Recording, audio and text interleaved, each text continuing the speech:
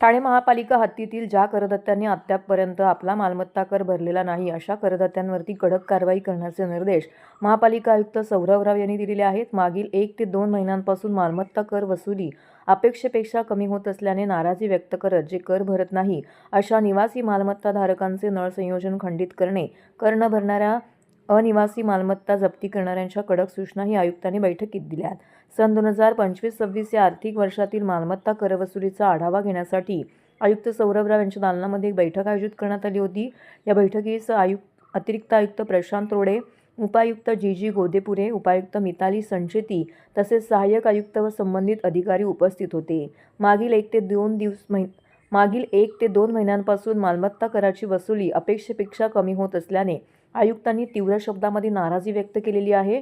ज्या करदात्यांनी अद्याप मालमत्ता कर भरलेला नाही, ज्यांच्यावर तात्काळ जप्ती वॉरंट बजावणे, नळ संयोजनं खंडित करणे, पाणीपुरवठा बंद करणे, नळ जोडणी व इतर सेवा खंडित करण्याचे स्पष्ट निर्देश आयुक्तांनी दिले आहेत.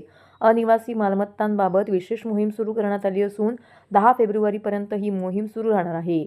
या मोहिमेत अनिवासी मालमत्ताधारकांवरती जप्ती व सील करण्याची कडक कारवाई करण्याचे आदेश आयुक्तांनी सर्व सहाय्यक आयुक्त व परिमंडळ उपायुक्तांना दिले आहेत. तसेच करवसुली वाढवण्यासाठी विविध ठिकाणी मोठ्या गृहसंकुलामध्ये विशेष शिबिर आयोजित करण्याच्या सूचना आयुक्तांनी दिलेल्या आहेत. ज्या मालमत्ताधारकांनी अद्याप कर भरलेला नाही त्यांनी संभाव्य अप्रिय कारवाई टाळण्यासाठी महापालिकेने मालमत्ता कर जमा करावा असं आवाहन करण्यात आलं आहे.